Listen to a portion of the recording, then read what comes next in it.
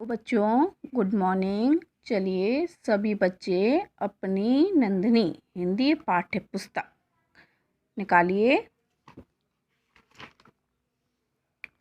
पाठ 2, बुद्धिमान बरदराज।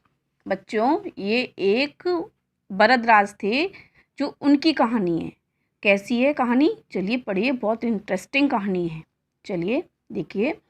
आपने एक कहावत तो सुनी होगी, करत करत अभ्यास के जड़मित होत सुजान, रसरी आवत जात ते सिल पर परत निशान।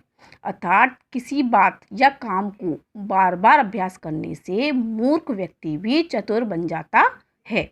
जैसे अगर आपको मान लो कोई प्रश्न याद नहीं हो रहा, प्रश्न का उत्तर, तो आप उस प्रश्न के उत्तर को बार बार पढ़ो।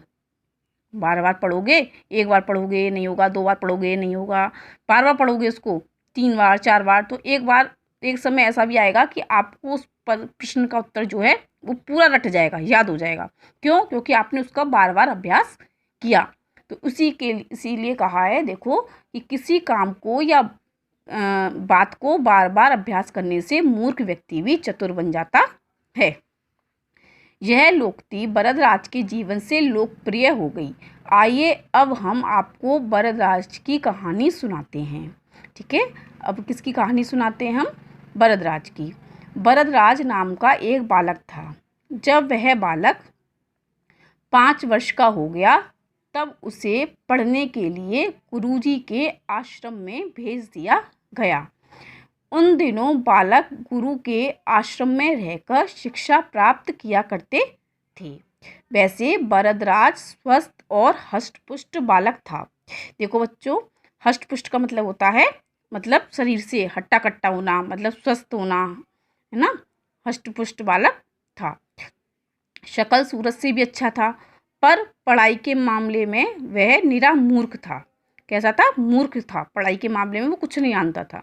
गुरुजी उसको जो कुछ भी पढ़ाते या समझाते थे उसकी समझ में कुछ नहीं आता था। उसके सहपाठी उसका मजाक उड़ाते थे, मतलब जो उसके संग साथी पढ़ते थे वो उसका क्या करते थे? मजाक उड़ाते थे। उसे आश्रम में पढ़ते हुए 5 वर्ष बीत चुके थे, यानी कि आश्रम में पढ़ता था जिस आश्रम में वह, तो उसमें क्या हुआ था, उसे 5 वर्ष हो चुके थे वहाँ पढ़ते हुए।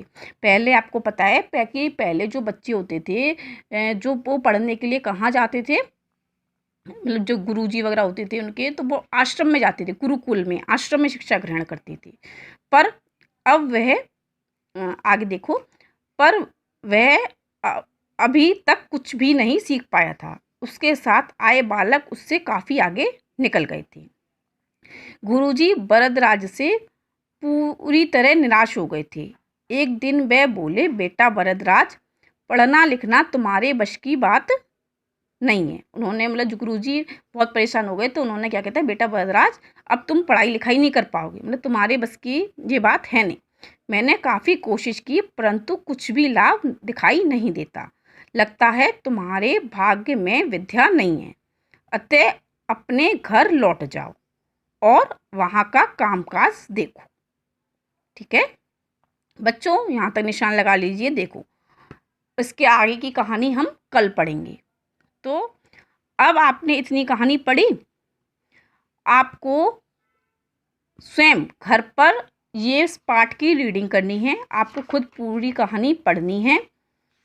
ठीक है, आपको और इस पाठ में से आपको 10 कठिन शब्द, पूरे पाठ में से 10 कठिन शब्द छांटकर अपनी फेयर नोटबुक में लिखने हैं। पाठ का नाम डालकर, डेट डालकर आपको 10 कठिन शब्द अपनी नोटबुक में लिखने हैं।